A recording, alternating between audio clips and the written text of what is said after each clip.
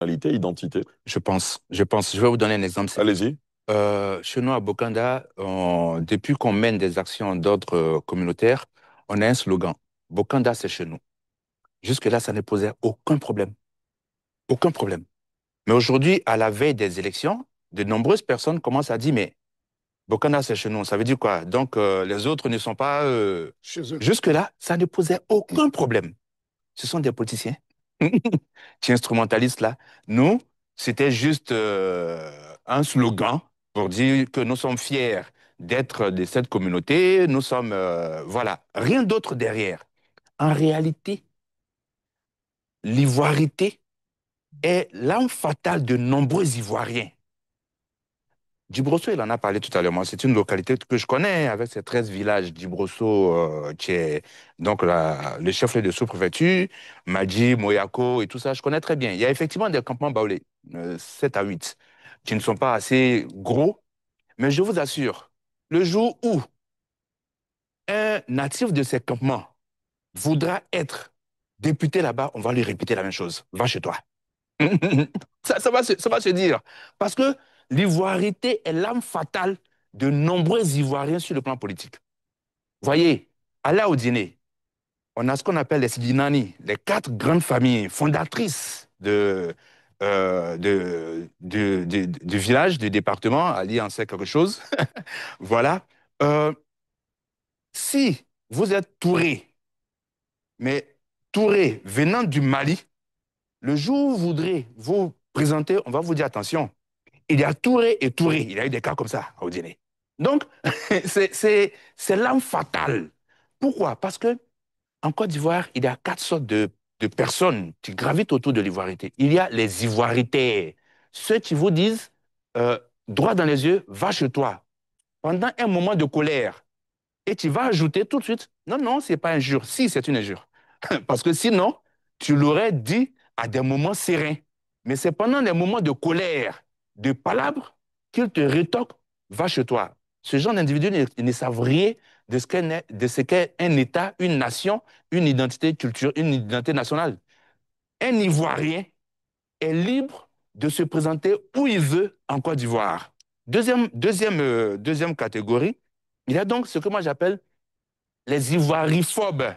Les ivoiriphobes, ce sont ceux qui, tout de suite, comme on commence à le dire, par exemple, pour Bokana, c'est chez nous, qui sont tout de suite en train de vouloir complexer l'ivoirien sur un certain nombre de problèmes. Je vous donne un exemple simple encore. Prenez le jugement de Toussaint Nguessan. Il y a eu un procès.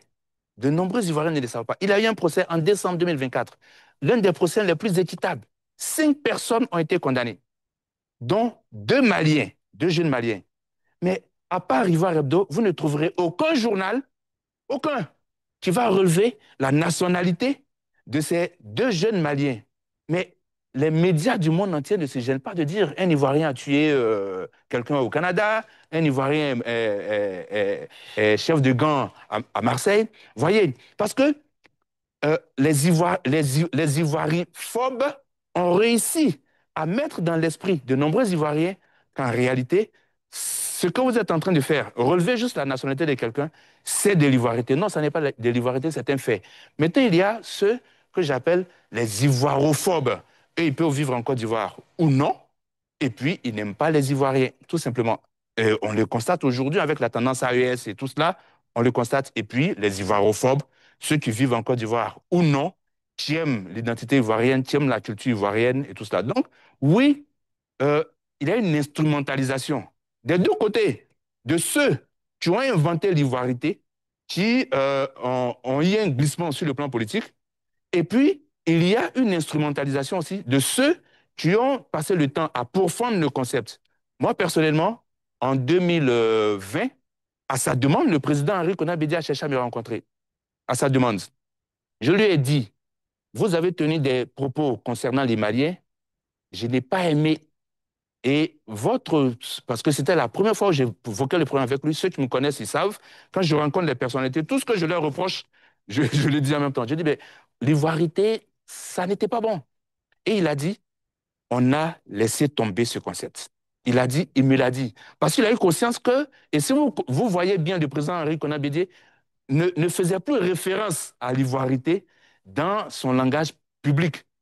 L'ivoirité, là, de nombreux Ivoiriens ont cela en eux, qu'ils soient du nord, du sud, de l'est ou de l'ouest, parce que je vous donne encore un autre exemple, c'est une personnalité hein, du RHDP qui a subi elle-même, elle a dit, qui a subi une forme d'ivoirité à Tafiré parce qu'elle disait que, les gens disaient qu'elle n'était pas tout à fait autochtone. Donc, c'est l'âme fatale de nombreux Ivoiriens. Et ça n'est pas bon parce que ça détruit l'idée de nation. Et comment on peut rectifier le tir, Eric Bayala, selon vous?